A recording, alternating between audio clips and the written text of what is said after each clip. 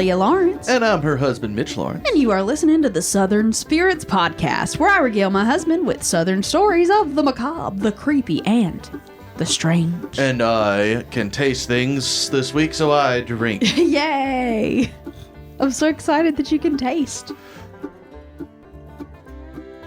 What? Ask me the question. Oh, what are you drinking, Mitchell? Jesus Christ, Leah.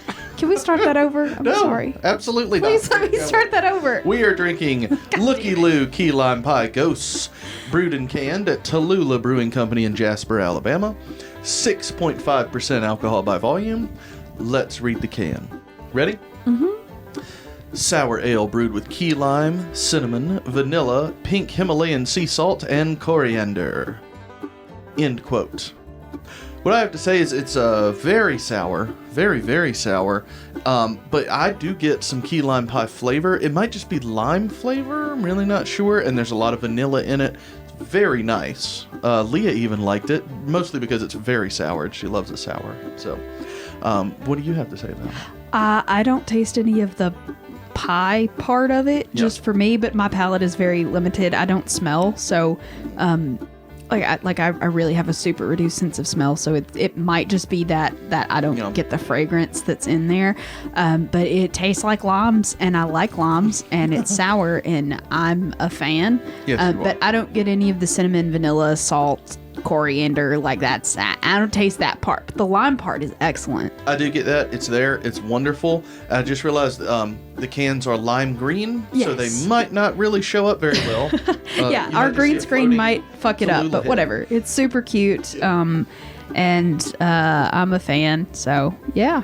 There you go, everybody. Leah's a fan, but so am I. This gets a 9 out of 10 overall. It's very refreshing, and it's just really nice, especially this time of year. It's got that pie feeling for me. I don't know. To me, it feels more margarita-y, but that could also be just because I can't smell the vanilla in it. It is. I have to tell you a lot of what you're missing. I'm sorry.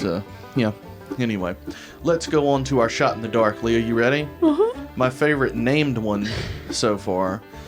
This is Chicken Cock Kentucky Straight Bourbon Whiskey.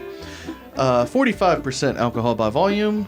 I skipped over the thing. Bottled by Grain and Barrel Spirits in Bardstown, Kentucky. And let's read the bottle. Okay. Ready? It's a long one, so you just sit there for a second. Here we go. One of the oldest bourbon brands in the U.S., Chicken Cock was established in 1856 in Paris, Bourbon County, Kentucky. 7 decades later, it was a staple of Prohibition-era speakeasies, including the world-famous Cotton Club. Don't know what that is. Known as the famous old brand, Chicken Cock died off after World War II, but has now returned to its rightful place in the pantheon of great American heritage whiskeys. End quote. Okay. What I have to say is I don't remember where this was on the rack in the liquor store. I have no idea. But it's really good. Like, I felt like this was one we got because the name was funny and it was like, oh, I bet it's going to be shit. It's pretty freaking good bourbon, Leah. Would you like to try it on ice? No. It's very smooth. Okay, I'll give it a sip, but I don't care It's also for really bourbons most watered of the down time. now. It does pack a little bit of a punch, but it's really, really easy to drink. Goes well with ginger ale. Leah doesn't like the taste of whiskey or bourbon, so... No, I like whiskey. I specifically do not like bourbon. It's just not my favorite. There's some bourbons that I can drink, but I prefer like a sweeter Tennessee style whiskey that's been like charcoal filtered instead of the barrel, like just the barrel. Anyway, not my favorite, but I'm sure it's great if you're a whiskey drinker. A bourbon drinker. Bourbon specifically, yeah. But it does have that bourbon harsh kick to it, but it's really, really smooth. I enjoy it quite a bit, and I am not a bourbon drinker. I like some here and there, but it's not something that I turn to. I give this a 9.5 out of 10 on ice. Very smooth, very easy to drink. 9 out of 10 with ginger ale. What? It almost gives me like a rye kick to it. Yeah, it's got a little bit of rye. It's got that very like it does harsh beginning. I understand what you mean. And 9.25 out of 10 overall, because a 9 out of 10 with ginger ale. I'm not sure if that was heard.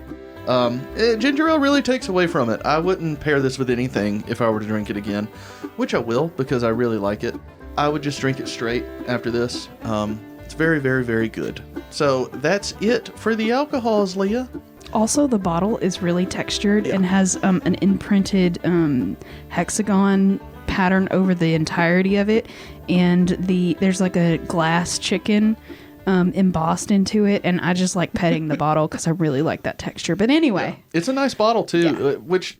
Again, this makes me think this was not one of the cheaper ones we got last time. Yeah, it looks like a more expensive bottle because the cheaper bottles don't generally have that much detail on them, but who knows? Really good, though. Really good if you are a bourbon person. Yeah. And, Leah, you need to mute my phone. I forgot to tell you to do that. I did try to mute your phone, but I don't know how to function with a Google phone. Push the volume. Okay. And then there's going to be a little bell over the volume thing. Yeah. Click that little bell. Oh, hey. There you go. Got it.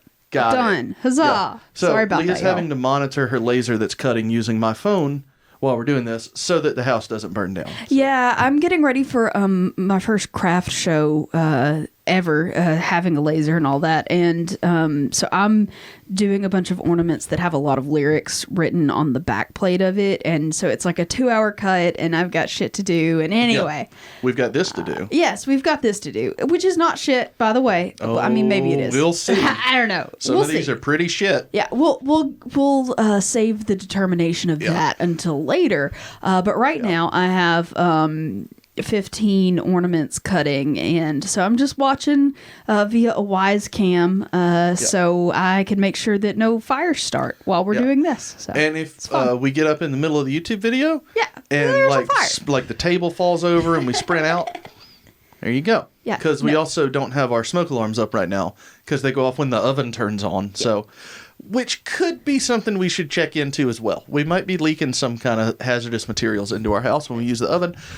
But the batteries are out of the smoke detectors at the moment. But I cleaned the oven since that happened, and we haven't put them back up. So I bet that it will not happen anymore since I've actually cleaned the oven. So who knows? We'll see.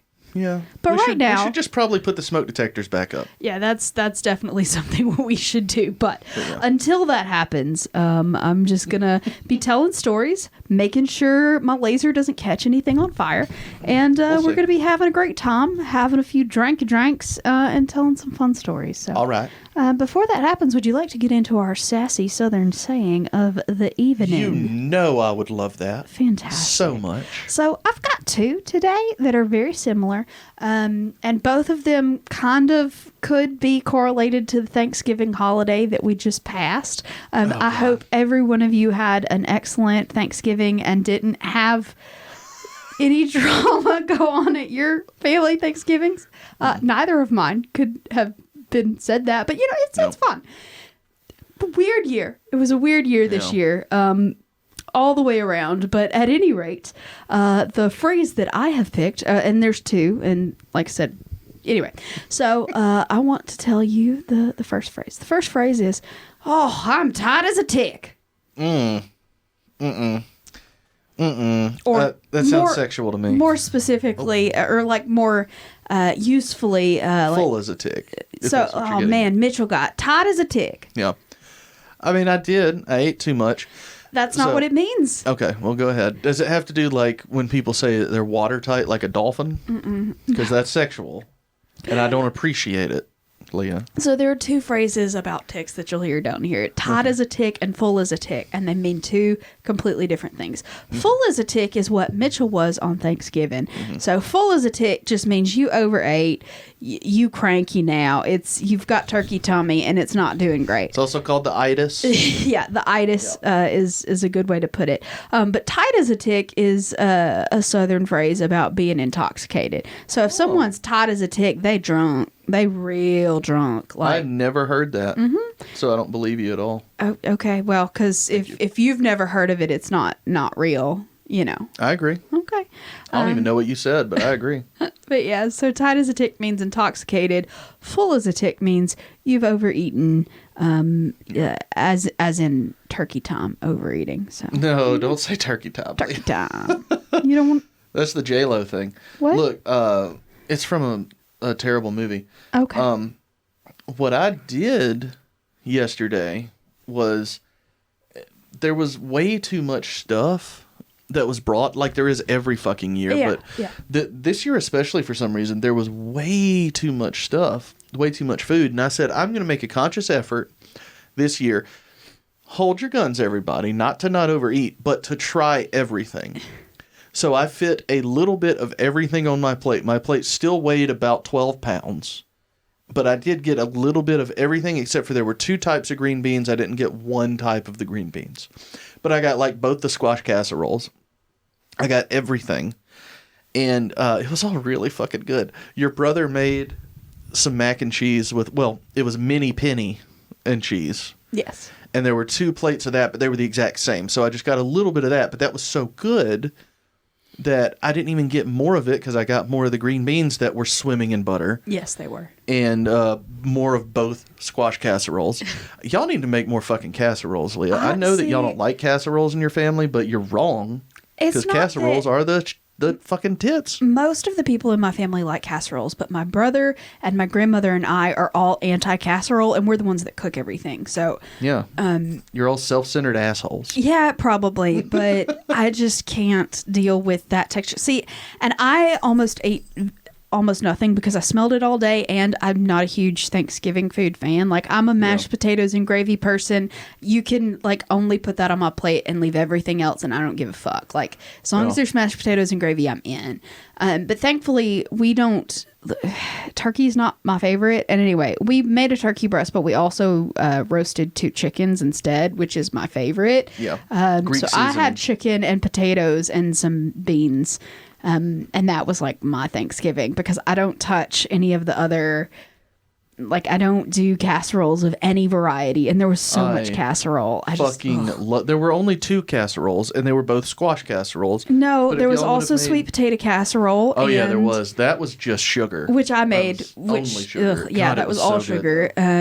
There was broccoli salads and just, Yeah, I enjoyed the broccoli salad. Too many textures together covered in sauce, and it just makes my entire skin crawl thinking about it. The fact that I had to peel those sweet potatoes and mash them together with butter made my whole body go, ugh. I'm just glad I didn't have to eat that. Well, Leah, I really enjoyed every bit of it. I got a little bit of everything, and goddamn did I eat too much. I'm sorry, we need a second saying. I forgot. Are we going to the second thing? No, that was the second thing. The tight as a tick versus full as a tick. Okay. As they sound the same, but mean 2 entirely different things. Right. I'm sorry. One is the overconsumption of liquor. One's the overconsumption of food. I've never heard that. You overconsumed food, and I was wishing I had overconsumed liquor because things got weird. But at any rate, let's go on to our very first story of the evening.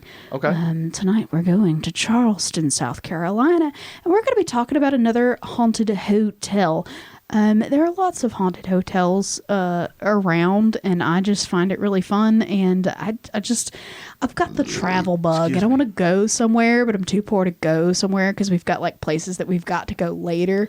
So I'm gonna travel via the internet, looking at fancy hotels, and if they're haunted, I'm gonna talk about them. Perfect. So is that how you found this story? You were looking at hotels. You go, oh, this one's haunted. There's actually a website about haunted hotels. One's like Nightly Spirits. One is like Haunted Hotels. There's a lot of different ones. And I just like to look on there because usually the photos of the historic hotels are really beautiful. But also they've got a fun little spooky story that goes with them. So that is, in fact, how I found them. And I do actually want to go back to Charleston really bad. I've only ever been the one time. But and I was roofing. It wasn't fun. Okay. Yeah, I know. Long story, but anyway. God, all that talking about that food, I'm hungry. You're hungry again? Yeah, we don't have any leftovers either. Yeah, that is the one thing when you go over and cook at someone else's. Like we always do it at my grandmother's home. So all of the, like we cooked for 20 people, and technically I think you could have fed about 60. Yeah, there weren't even 20 people there. There were only like 12 or so. No, there's way more than that. No, there wasn't. There was not, y'all. It was not 20. I know that. It's close enough. But yeah, y'all cook way too. There were 2 pans of dressing made and only 1 got consumed. Fucking duh. Cut everything in half. No, that's technically only 1 pan of the recipe done in 2 pans. That recipe is meant to feed like the recipe was made to feed like it was developed for a church. Listen to me. Cut everything in half next time that we do this. Yeah. And everybody's fine. There's going to be leftovers even with it all cut in half. Look, I would love to, but I'm not the one who makes the menu, so. there you go. Well, yes, anyway, you literally are. no, You'll sit there and decide. I'm literally not. My brother is, and my grandmother is the one that adds all the extra bullshit that we don't like. Yeah. So. Yeah, I said one time that I like pinto beans because they're really good and she makes good pinto beans, but it's her brother's recipe. Or Leah's brother's recipe. And now we apparently have to have pinto beans every time we do something. And okay, I like pinto beans. I'll eat them when they're there, but like, don't do shit for me. Don't. We already have literally enough to feed everyone in Hartselle. We don't need to add pinto beans to that. Now I've been farting all day. You have. Yeah. And I would have been doing that anyway, but I had pinto beans. You can't tell her you like anything or you will get it for every family meal ever. It's one of my favorite stories. For Leah's brother is, a year older than me? 2 years older than me. 2 years, yeah. And when he was 8, their grandmother made him a chocolate cake. It's vanilla cake with chocolate frosting. It's yellow cake. Yellow cake. And he said he liked it. And now every year he gets that exact same cake. Yep. And everybody's going, okay, but can we do something else? Yeah. Yeah, it's a very plain country old-fashioned. He's 36. Yeah. Okay, that's enough. And he even says that. He's like, okay, the same fucking cake. Yay. That cake again? Yeah, that cake again. Yeah, let's do that. Same cake every year for the last 30 years. But hey. She bakes him a cake. She's never made me a cake, so. Yeah. Well, you don't deserve a cake. It's true, I don't. To be completely fair. Anyway, I guess we're having pinto beans every meal from now on. Yeah, well, I've learned to like them, though, so that's I love pinto beans. Always have, but they make especially good pinto beans. Yeah, they do. But still, fucking anyway, shit. Let's wrap this up and start talking about the fucking hotel, You're right. man. The laser might be on fire. No, the laser's doing great. We've got 3-4 ornaments down. So that was our drama. That was me screaming about pinto beans yesterday. That was the drama we had. Yep, sure. Yeah, that's everything. Yeah. Anyway, so the haunted Francis Marion Hotel in Charleston, South Carolina. So a little bit about the hotel, the historic significance of it. It's named the Francis Marion Hotel after the Revolutionary War hero Francis Marion, better known as the Swamp Fox. We've talked about him on here before. Probably. I don't remember that, but... Well, we have. Talking about a few different haunted swamps and marshes and etc. But the particular... Ooh, excuse me. What happened? I hiccuped. Oh, sorry about that. But the hotel was actually built in 1924. Well, it was opened in 1924. The building started prior to that. But, it opened in 1924. And it was built at the cost of $1.5 million in 1924. So it was a very expensive, fancy hotel. It was designed by a New York architect named W.L. Stoddard. And it was the largest and biggest and fanciest fucking hotel in the Carolinas at the time. It was during what they call the Charleston Renaissance. It was a big deal.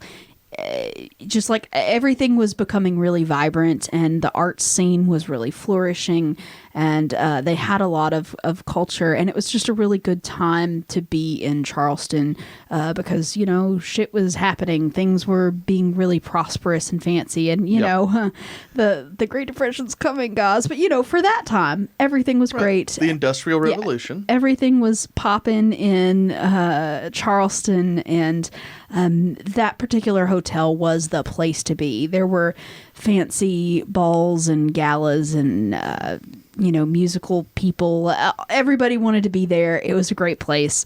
They did actually do a really big, expensive restoration in 1996 of the hotel, and it is open today, and you can, go check out one of the, guest rooms. I don't know why I can't. Hotel rooms? I don't know. You can stay there is what I'm trying to say. You can check out. You can go. And you can actually stay there, and it's near the historic harbor there, and you can get some water views, and it's a really central downtown, fancy, very expensive place to stay if you're in Charleston, and I would love to do that, but I'm poor, so there you go. We'll stay at like the Hampton Inn down the street, and we'll just go look at it, right? But if you do stay there, you are very liable to encounter their most famous ghost, and I'm going to tell you the story of poor Ned Cohen. Is it the swamp? Swamp Balls guy? Francis Marion has nothing to do with it, the hotel specifically. They just named it because he was a popular historical figure from the area. Okay. This ghost, bless his heart, yeah. So this man's name was Ned Cohen, and he was, he's from New York. And he met a girl while she was vacationing one summer with her friends in New York.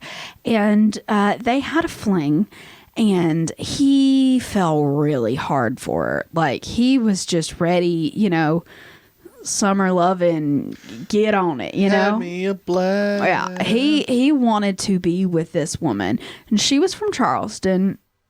And she just had a fling one summer, had a great time. She had her a blast. It had her a blast. It was not anything serious for her. She had a couple good weeks, but like nothing that she wanted to write home about, and so she decided to, after her vacation was over, she went back home and didn't think about poor old Ned again. But Ned had other plans. So he decided, he was a salesman for a shoe company called Flourishheim Shoes, and he was a salesman, and he was like, hey, what if I position myself in Charleston to be able to like run into this girl and like maybe we like hit it off and get married and have children and live happily ever after, right? Yep. So he goes to his employer and he says, King Street is a big, shopping district in Charleston, and it was just starting to really flourish. Very expensive shops were opening up there in Charleston. All of the socialites really wanted access to the finer goods that were available in larger cities, so lots of stores were opening up there on King Street to sort of cater to that more wealthy society that was springing up there. So he talked to his employer. He's like, hey, Charleston is a real happening place right now. How about I go and sell a bunch of our shoes to these like fancy retailers down there? And the people were like, hell yeah, sounds great. Of course.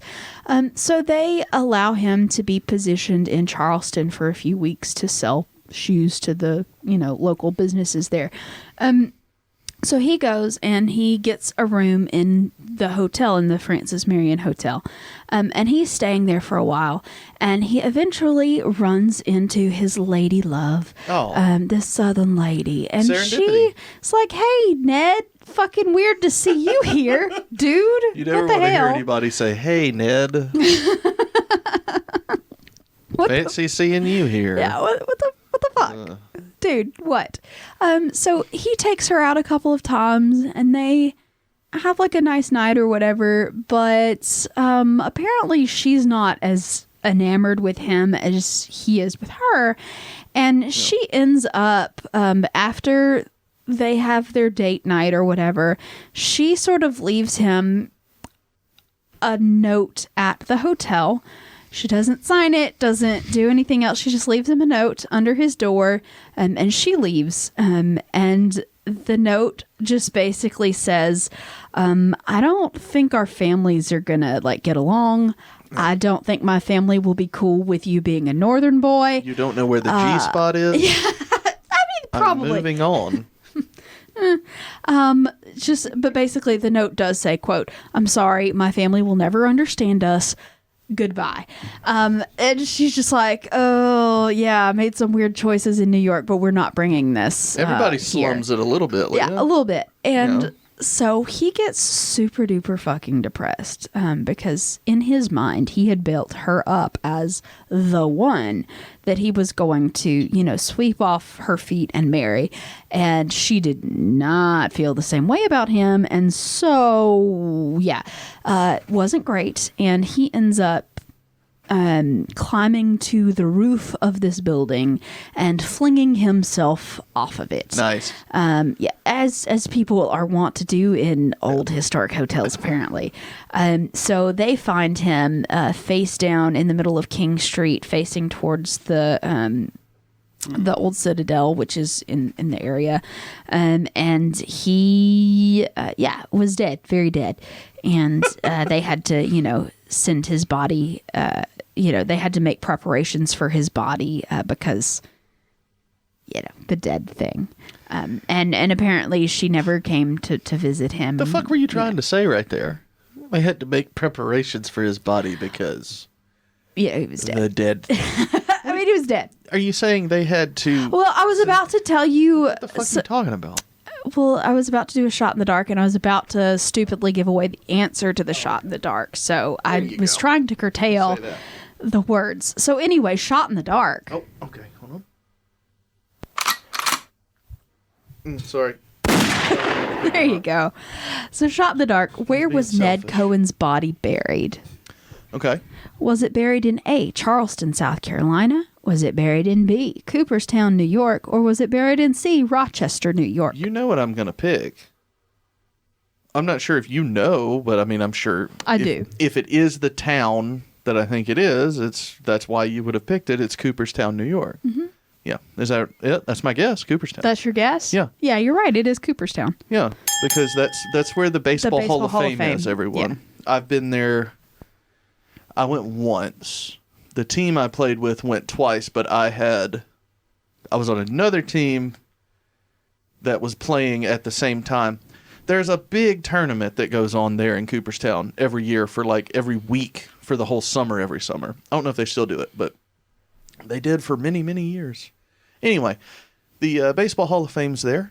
It's a nice little shoddy building, and it's wonderful. That's it. Fun. Yeah. I figured you knew I was going to get that. Yeah, I knew you were, but I was trying to misdirect. But anyway, you did great. So Ned Cohen's body is buried in Cooperstown, New York. But yeah, so he just suicided himself over some Southern strange, Yeah, don't we all? God, nothing better than them Southern strange. Yeah, but he is known to haunt the hotel there in South Carolina. So his body is back in Cooperstown, but his spirit still remains in the hotel. And people say that his spirit manifests as someone who's creepily watching over you while you're sleeping, which tracks for me. Like, if you're creepy enough to like get that upset over a woman, you're creepy enough to like watch people as they sleep. Am I wrong? Like, it just gives me... I agree. The dog is taking up the entire camera. Okay, there you go. Have a seat, bud. He's a good boy. You shouldn't let him on the table, but whatever. Well, we have the door closed because of the laser. Yeah. It's making noise. And so the dogs are in here with us, and this one is an attention whore. Yes. He just has to be around something, and now the cat is like, get the fuck off my table. Yeah, Steve's not thrilled that Dobby's on the table, but whatever. But yeah, so the spirit of Ned, if you go stay at the Francis Marion Hotel, they say it's usually around midnight because that's the best time for ghosties, that he'll sort of ruffle you in your sleep, like just sort of a weird breeze, and it just feels like someone's looking at you and just being like a super duper creep. And people will also say that they feel like a hand on their cheek, kind of like stroking their face. Ned. Yeah, Ned, you're being a fucking creep. Ned. But yeah, I say sleep on top of the covers in the nude in that room. It's just sort of... Let that breeze wash over.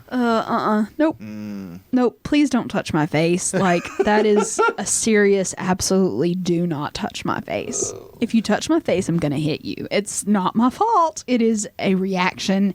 So, Ned, if I ever stay there and you touch my face, I'm ghost punching you. I will knock the ectoplasm out of your incorporeal body and you will be double dead. I can't deal with that. Old double dead Ned. That's what they call him. Yes, double dead Ned. And so all the information for that comes from nightlyspirits.com and francismarionhotel.com. So, yeah, that was our first story. Huzzah! All right. Well, that was a fun first story. Yes. I enjoyed it. I'm so glad. I mean, as we've discussed before, I don't think anyone is worth killing yourself or someone else over. Period. Correct. So, Ned, maybe get out, meet some other people and instead. calm the fuck down. Doing all this other stuff. It was just like a weekend thing, like a summer fling. Mm-hmm. Don't make too much out of it. Had me a blast, but like get over it. Yeah, exactly. Just it's not worth all that, man. No, it's not worth all that. No. No. Yeah, that's it. I've already said it. Find you some Cooperstown lady and just leave it at that. Did you take that shot? No, I didn't. Where's I the just shot? realized it's sitting over here. God damn it. Oh, we shot it in the dark and I didn't even think that I was going to have to take this. Damn. Okay. Well, I forgot about the shot. There you go. here we go. I'm going to take the shot and then we'll go to break Might be kind of rough. because I Get might your tea vomit. ready. I don't know. Get your go-go juice ready. Okay, here we go. 1, 2, 3. I love that. Yeah, get the fingers going. There you go. Is it rough? It is astringent for sure. What the fuck that means? Jesus Christ. All right.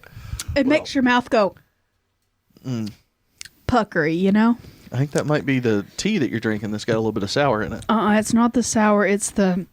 it's astringent. Ugh. All right, y'all. No likey. We are going to take a break and get everything charged and ready to go for our second story. So we will see y'all then. Bye. Welcome back, everybody. Huzzah. We had us a nice long break. We watched the laser for a second. Yeah. And, I mean, that's it. That was all of it. Don't have any leftovers for me to snack on.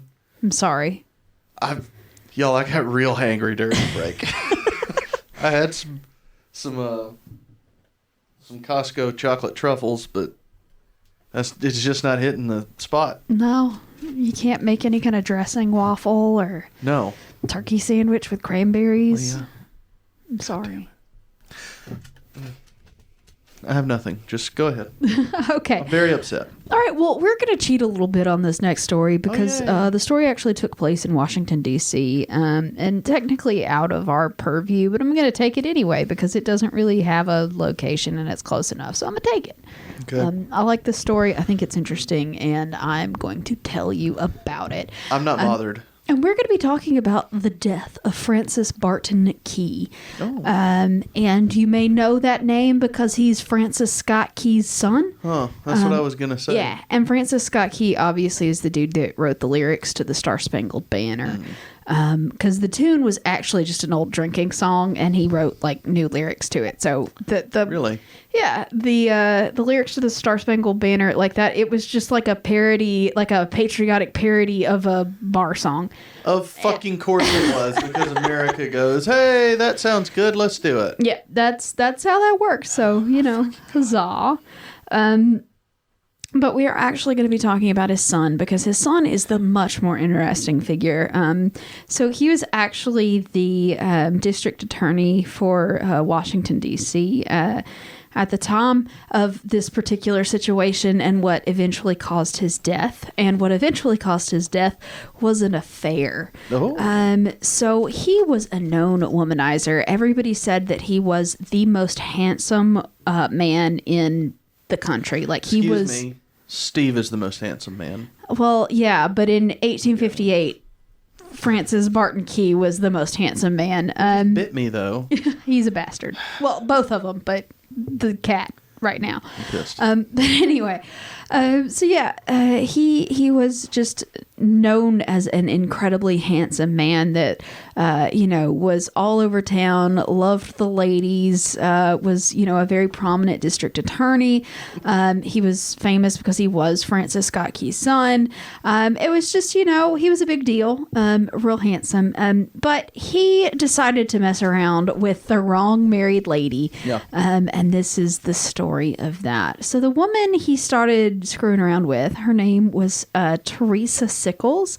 And she was actually a 23-year-old woman. She was the wife of a New York Democratic congressman named Daniel Edgar Sickles. It was his first term when all of this happened. It gets kind of weird. But she later sort of did a memoir and was talking about sort of the earlier scandals of her younger years. And she said that she, quote, I did what it is usual for wicked women to do. Which means she was fucking this other guy. I was going to say, See? like butt stuff? Yeah, I mean, maybe. I don't know. You wicked woman. Wicked woman. So just to sort of set the scene of the political landscape of the time, it's very similar to what it's like today. Lots of rich, fancy people hobnobbing with each other, and they end up doing all sorts of nefarious things with each other. There's so some historians have found some letters between a Representative David Outlaw from North Carolina to his wife. And there's a lot of like the scandalous gossip that he's just reporting back to his wife of all of the crazy shit that's gone on.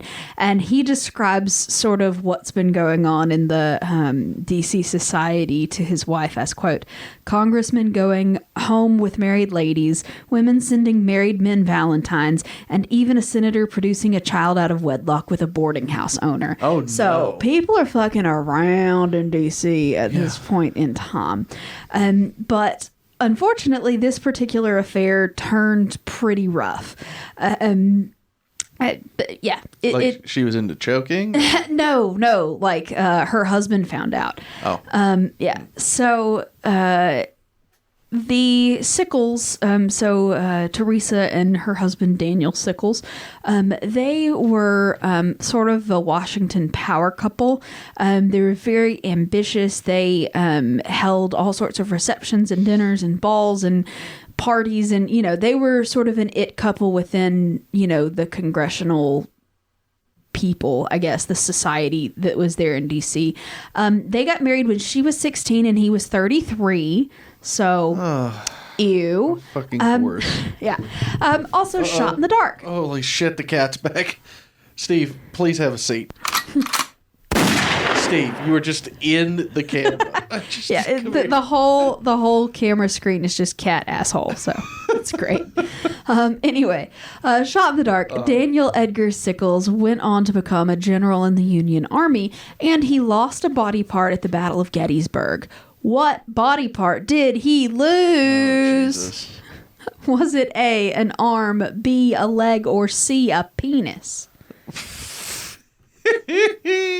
Leah, I hope it's his penis so bad. But I don't think it is. I'm going to say leg. God damn it. I got it? Yes, you did. Hey. I pre-shivered from what I know is coming. Pre-shiver. Pre-shiver. That's what I do. Here you go. Oh. Enjoy that. Don't worry, Leah. I'm driving tonight, so you'll be okay. Let me put down pre-shiver as a possible episode title real quick. Oh, that is rough. Don't shoot that. Well, ooh, super don't shoot that. I'm enjoying sipping it. It's quite nice. I'm sure it's lovely when it's, iced up a little bit, but that is not a pleasant shot. Ugh. Mm-mm. Like I said, it really burns like rye to me. I'm sure it's not, but ugh, no thank you. Anyway, so he did end up losing his leg at the Battle of Gettysburg. But he was actually really good friends with Key. He was, like a bar buddy. They played, whist. It's a card game. They gambled together, and it was just like they were bros. Both were incredibly handsome. Both were very egocentric. Both were seriously womanizers because he was stepping out on his wife too. But only the wife gets shamed for it in this time period. Well, as it is today as well. To be fair. But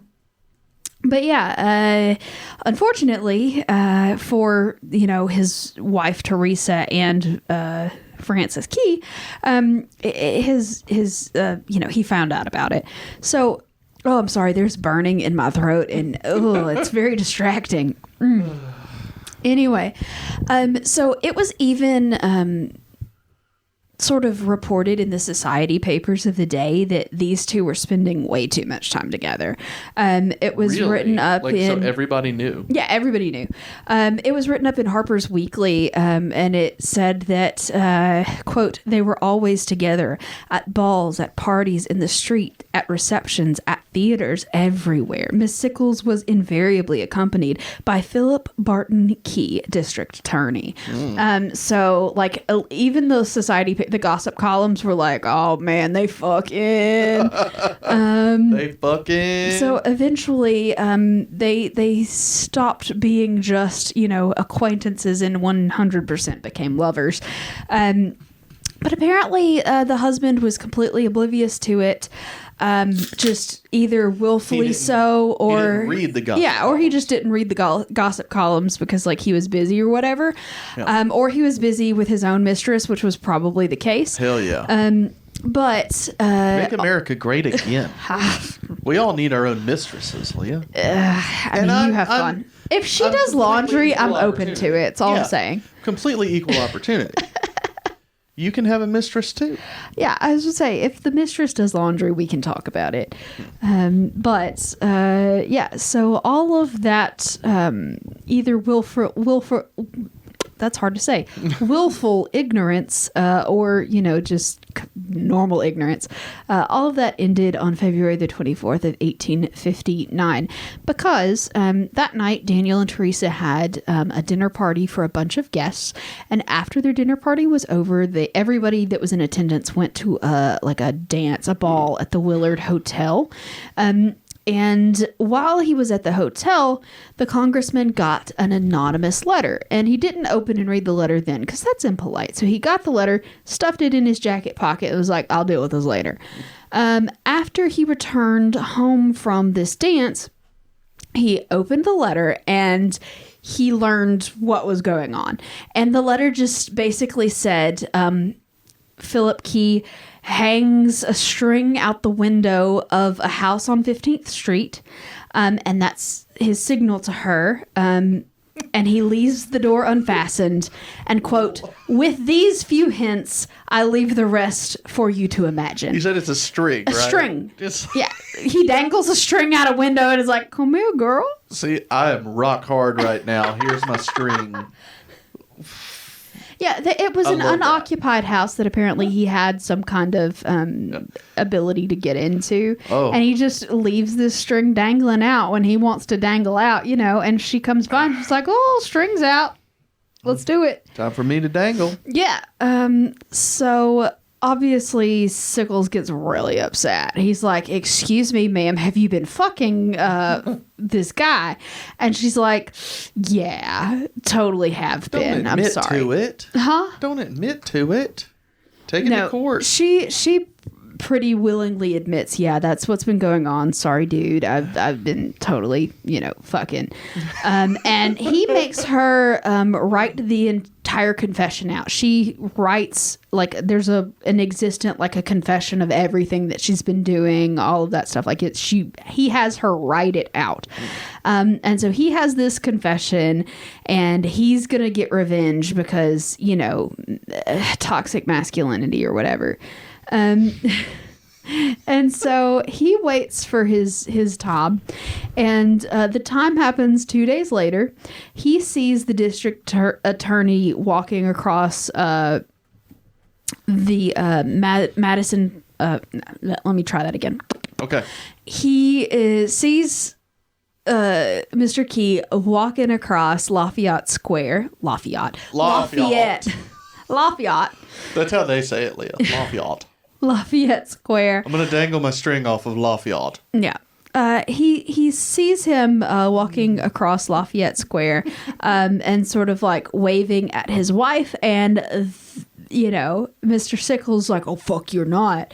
And so he is locked and loaded. He has 2 single-barrel Derringers, that's very hard to say, and a revolver.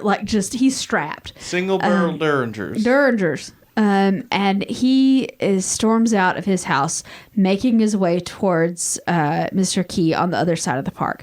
And he, it's just he has fire in his eyes. He's got guns in his pockets. He's ready to fuck this guy up. Yeah. And Key has absolutely no idea that this dude's pissed at him. So he sort of reaches his hands out hey, bro, we're going to slap and fist bump or whatever. And that didn't happen. So Mr. Sickles says, "You have dishonored my home and my family." And instead of, like shaking his hand, he reaches into his jacket to pull out a gun. Yeah. And Key is like, "Oh shit, I don't know what to do. I should reach in my coat too." So he reaches into his coat, and he doesn't have a gun. He only has opera glasses. So he grabs the opera glasses to like throw them at the guy, which like, what's that going to do against a gun, sir? Distracted. Hey! That's what he did. Distraction. And just threw it at the ground.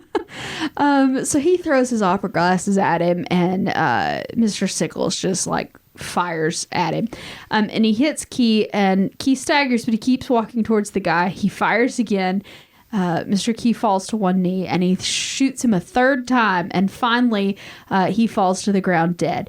And after he's dead, Mr. Sickles walks to the house of a neighbor who was the Attorney General Jeremiah S. Black, and he says, "Hey, Mr. Black, I've killed this guy. Here's my gun. Here's me. I'm surrendering. Arrest me." And so they did. And everybody, it caused an absolute fucking uproar, a media sensation. This was like, this sordid affair was splashed over all of the media that existed at the time from, north to south. It was a very big deal. Like everybody had an opinion about it. Everybody knew what was going on. Everybody knew that she was fucking around on him. It was a lot. And basically, Sickles' defense was like, "Look, the dude fucked my wife. I couldn't let him live. Sorry about it. Like, sorry. Again, I had to." Second time this episode, I want to reiterate, not one person is worth killing someone over. No, not at all. Even if they're your legally betrothed, just, okay, we're done. Yeah. Moving on. Yeah, just that's it. Maybe his dick was better than mine, and just, like, have fun. Like... Let her go is all I'm saying. Yeah. Just let her fly. I got confused for a second. I've had a little bit to drink, Leah. Same. But anyway, so basically, he has made this confession. People saw him shoot this guy. You would think that this would be an open and shut, like, you're guilty, let's charge you with murder kind of situation. Au contraire. Oh. He has decided that instead of pleading guilty, he's gonna assemble the most elite defense team that he could possibly pay for, because he's a rich dude and he can.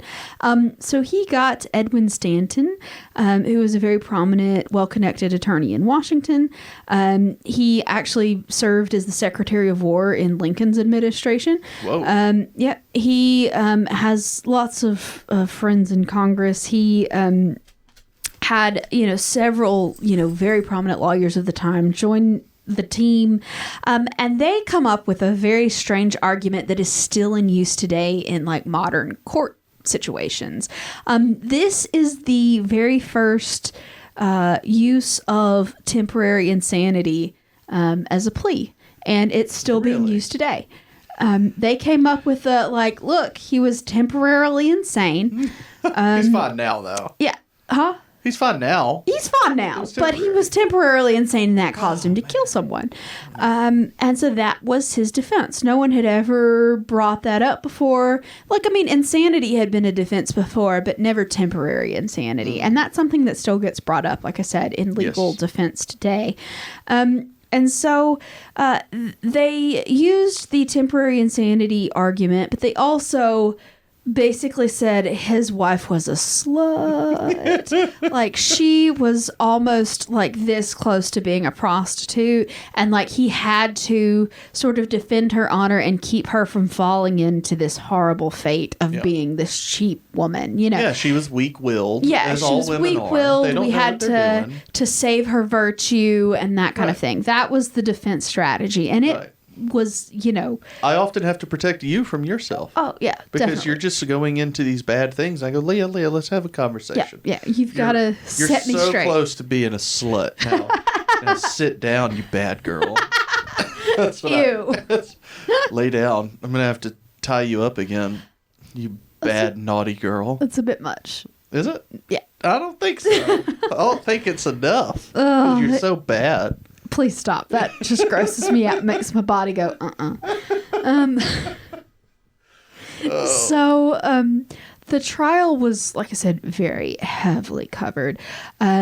But the jury, like, totally bought his defense hook, line, and sinker.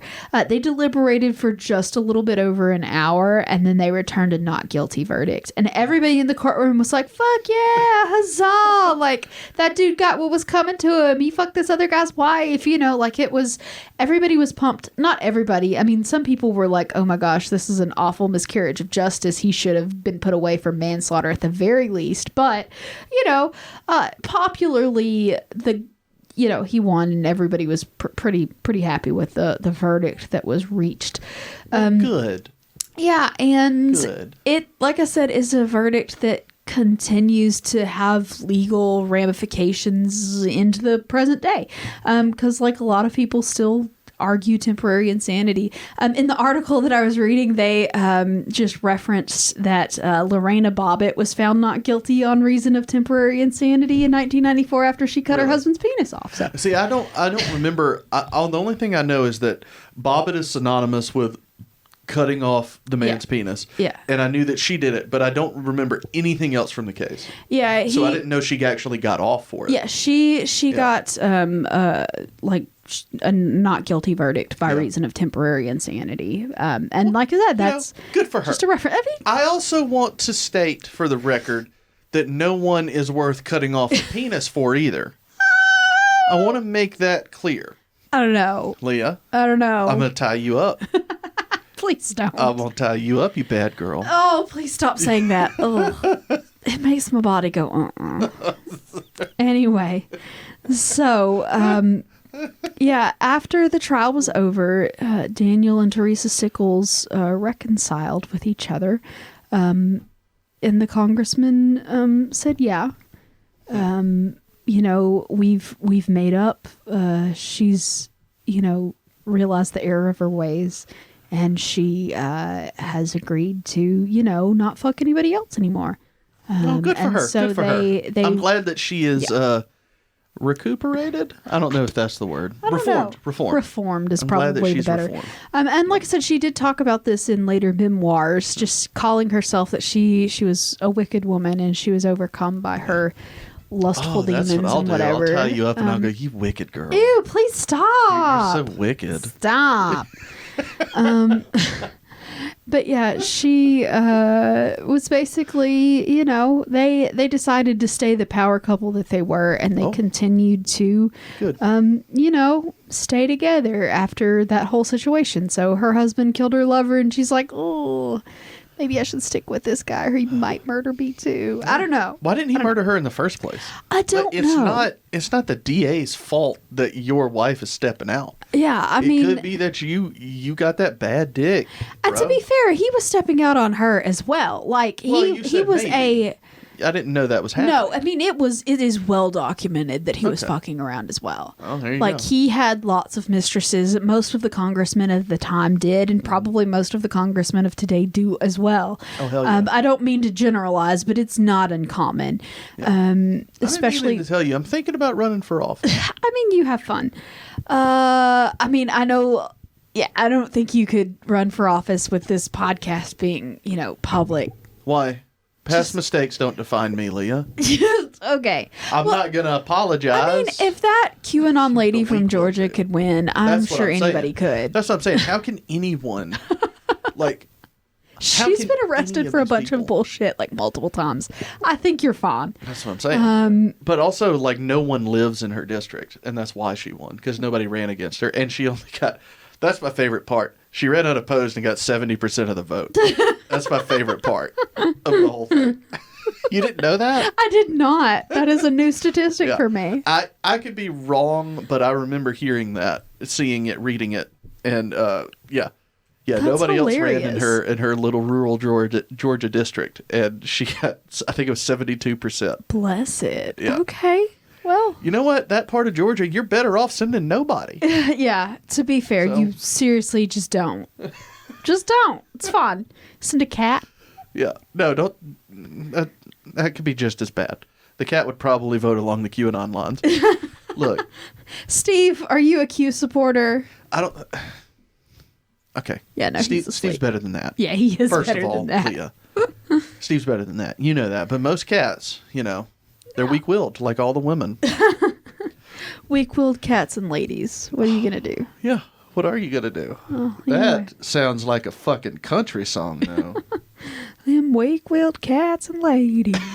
Always bringing me down. Neither one of them will fuck me. Ew. Oh. So anyway, yeah, that was basically the entire story of how Francis Scott Key's son got murdered because of his dick. So that's my story, and I'm a little drunk, and my lips, I can't feel my lips anymore, so it's probably time to tell you my sources for this story. I can feel them. I can feel them. Okay. So the Washington Post has a fantastic article that goes into very interesting detail about this whole thing. And that's where most of that information come from, and a little bit of extra from Wikipedia, because what would an episode be without a little bit of Wikipedia? That's right. Yeah. So that was everything. Hope you enjoyed. It was a lot. It was a lot. It was a lot this week, Leah. Yeah. Whew. But now you get to rub that bottle as long as you want to. I do, because this texture is absolutely fabulous. And then the little glassy cock in the middle. Yeah. Oh, there's a glass cock there? Well, I mean, it's a rooster. In the middle of the bottle? Yes. Well, that's There's nice. a little rooster on the back of the bottle. It's from embossed. here, it looks like snake scales. The Yeah, bottle looks it's like just that. hexagons, but it's really fun. And very textured, and I like petting textured things. Well, to all of you that are audio only, I'm sorry. Anyway, are you ready for the toast? Yes, ma'am. It's really bad, and I'm sorry. Oh, I can't wait. Okay, everybody, hoist your empty tea jar high into the sky. There we go. Yeah. We're gonna toast. New York summer lovin'. It happened so fast. Oh. His lady dumped him, and now he has passed. Oh. Francis B. Key went and made him a cuckold, so Mr. Sickle shot him and his body buckled. Drink! Leah. What? Cuckold porn is huge. Did you know that? I was aware. Yeah. Cuckold porn is huge, and I'm just so happy you used the word cuckold. But that's the appropriate use of the word cuckold. I know. He was cuckold, so he buckled his body.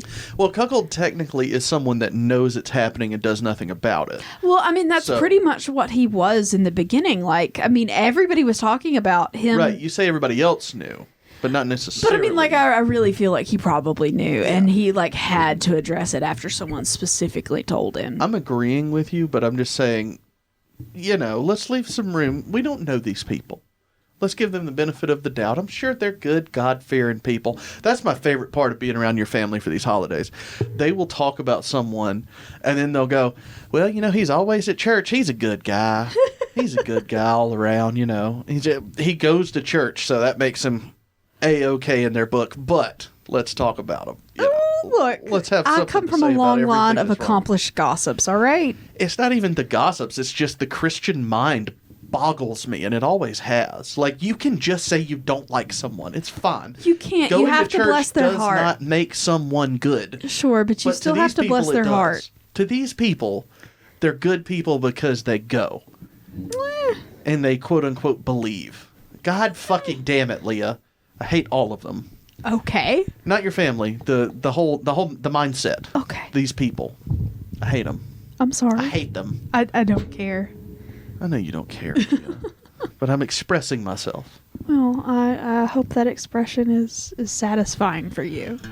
No, it's going fine. I have to pee, so maybe we Okay. Thanks everybody for listening. Follow us on Facebook, Instagram, Twitter, etc. Yeah. Join the Patreon, patreon.com/Southern Spirits Podcast. Get on the merch store. That'll be in the episode description. Send us a postcard. P.O. Box 1743, Hartselle, Alabama 35640. Anything else? I think that's everything. Okay, y'all. Woo! Well, you know what we're going to say now? Bye, y'all. Oh, shit. Bye, y'all. We'll see you next time. Bye, y'all. There we go. Bye, y'all.